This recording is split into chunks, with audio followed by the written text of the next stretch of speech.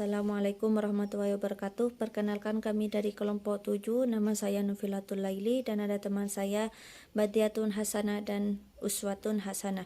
Di sini saya akan sedikit memaparkan tentang pendidikan jasmani di dalam surat Al-Baqarah, surat Hud dan surat Al-Anfal. Dan saya di sini akan sedikit menerangkan tentang surat Al-Baqarah.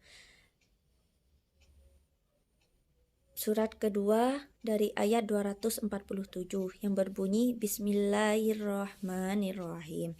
Wa qala lahum nabiyuhum innallaha qad ba'asa lakum taluta malika qalu anna yakunu lahul mulku alaina wa nahnu ahaqqu bil mulki minhu wa lam yu'ta sa'atan minal mal. Qala inna Allaha astafahu alaikum wa zadahu bastatan fil ilmi wal jism wallahu yu'ti mulkahu man yasha wallahu wasi'un alim. Yang artinya, Nabi mereka mengatakan kepada mereka, sesungguhnya Allah telah mengangkat Talut menjadi raja kalian.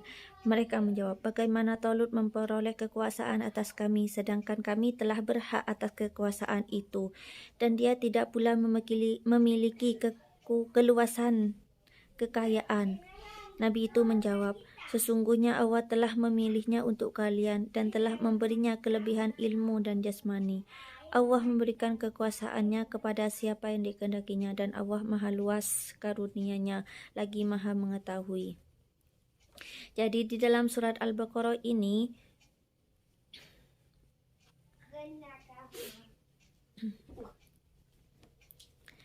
menceritakan yang mana Nabi Bani Israel itu adalah adalah Samuel. Dalam ayat sebelumnya di dalam surat Al-Baqarah dikisahkan bahwa pemuka Bani Israel meminta Nabi Samuel itu agar berdoa kepada Allah untuk mengirimkan seorang pemimpin agar memimpin mereka memerangi para penakluk yang sedang menduduki negeri mereka. Allah pun mengirimkan seorang raja yang bernama Talut. Akan tetapi, mereka tidak menyukai pada raja tersebut. Alasan mereka ialah, kami lebih berhak atas kekuasaan. Hak atas kekuasaan berarti turunan raja. Jadi, tolak yang pantas jadi penguasa itu bagi mereka ialah kebangsawan. Dan adapun alasan kedua, penolakan mereka ialah bahwa raja itu tidak memiliki harta yang sangat banyak, yaitu untuk dijadikan tolak ukur orang yang berhak memimpin itu bagi mereka ialah kekayaannya. Nabi itu menjelaskan kepada mereka bahwa Talut itu diangkat berdasarkan pilihan Tuhan. Pilihan Tuhan itu dilaksanakan oleh manusia. Dengan demikian, pilihan rakyat ialah pilihan Tuhan. Pilihan rakyat itu pada zaman modern ini dilaksanakan melalui pemilihan umum yang demokratis. Kedua seorang yang berhak untuk diangkat sebagai pemimpin ialah bastoh atau keunggulan, yang berarti lapang atau luas dalam ilmu pengetahuan dan jasmani. Ia harus seorang ahli, bahkan ada pendapat bahwa seorang pemimpin terbaik itu ialah nabi. Berikutnya filosof, dan bila tidak ada seorang ahli, ia harus mengerti tugasnya, mengerti problematika rakyatnya dan mengerti cara-cara mengatasinya.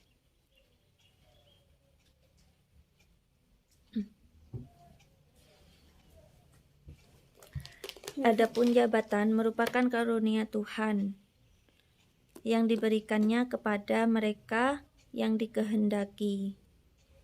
Jabatan itu juga merupakan amanah yang perlu dipertanggungjawabkan, bukan sekedar kehormatan. Karena itu, jabatan perlu disyukuri dengan cara menjalankannya secara profesional, sebaik-baiknya dan penuh tanggung jawab. Di pihak lain, jabatan yang diperoleh seorang secara benar tidak boleh dicemburui, tetapi harus dipatuhi karena itu pemberian Tuhan. Jadi, di sini pendidikan jasmani ialah suatu proses pendidikan yang diperuntukkan untuk seorang atau anggota masyarakat yang dilakukan secara sadar dan sistematis. Pendidikan jasmani dilakukan melalui berbagai kegiatan jasmani, kemampuan dan keterampilan, kecerdasan dan perkembangan watak dan kepribadian yang harmonis dalam rangka pembentukan manusia. Pendidikan jasmani merupakan bagian dari kehidupan manusia, juga harus ditanamkan sejak usia dini. Karena pendidikan jasmani mempunyai pengaruh terhadap perkembangan anak dan menjadi bentuk pembiasaan pola hidup yang sehat yang bermuara untuk merangsang kualitas fisik yang seimbang. Mungkin hanya ini dari saya. Selanjutnya akan diteruskan oleh teman saya yang bernama Badiatun Hasanah. Assalamualaikum warahmatullahi wabarakatuh. Di sini saya akan melanjutkan dari teman saya Bunda Nofilatul Laili. Di sini saya akan menjelaskan tentang surat Hud ayat 52. A'udzubillahi minasyaitonirrajim. Bismillahirrahmanirrahim. Wa ya qaumi astaghfiru rabbakum tsumma tubu ilaihi yursilis samaa'a 'alaikum midrara wa yazidkum ila quwwatikum wa la tawallaw mujrimin. Shadaqallahul azim. Adapun tafsir ayat wa ya qaumi astaghfiru rabbakum tsumma tubu ilaihi, yang artinya, dan dia berkata, hai kaumku, mohonlah ampun kepada Tuhan kalian, kemudian bertobatlah kepadanya. Niscaya dia menurunkan hujan yang sangat deras. Dia akan menambahkan kekuatan di atas kekuatanmu, dan janganlah kamu berpaling menjadi orang yang berdosa. Isi dakwah Nabi Hud terhadap kaumnya yang hidup di Hadramaut adalah istighfar dan taubat. Istighfar adalah memohon ampun atas dosa-dosa yang telah berlalu. Contohnya seperti menyembah berhala. Taubat adalah memohon ampunan terhadap dosa yang akan datang. Artinya, mereka tidak mengulangi lagi kejahatan itu buat selamanya. Apabila kaum Nabi Hud meminta ampun atas dosa-dosa mereka dan tidak melakukan kembali dosa-dosa, maka Allah akan menjamin bahwa mereka akan mencurahkan nikmat-Nya kepada mereka. Nikmat dalam bentuk curahan rezeki dari langit, yaitu hujan, sesuai dengan mata pencarian utama mereka, yaitu bertani. Dan Allah juga menjanjikan kekuatan rohani. Kekuatan rohani adalah akhlak seperti kejujuran, kedisiplinan, dan perlindungan atas yang lemah, dan lain sebagainya. Demikian yang saya jelaskan, dan selanjutnya akan diteruskan oleh teman saya Bunda Uswatun Hasanah. Assalamualaikum warahmatullahi wabarakatuh. Nama saya Uswatun Hasanah, NIM 2020196483394. Saya akan melanjutkan presentasi tentang pendidikan jasmani menurut surat Al-Anfal ayat 60. A'udzu billahi minasyaitonir rajim. Bismillahirrahmanirrahim.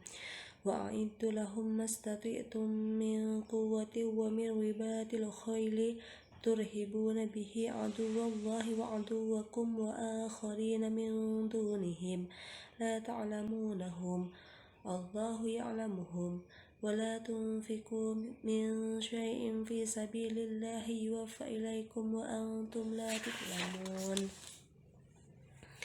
Ayat ini dilatar belakangi oleh peristiwa Perang Badar.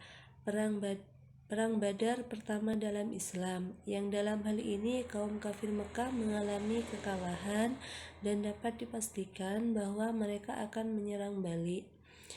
Hal itu memang benar lantaran mereka kemudian menyerang Madinah dan terjadi Perang Uhud.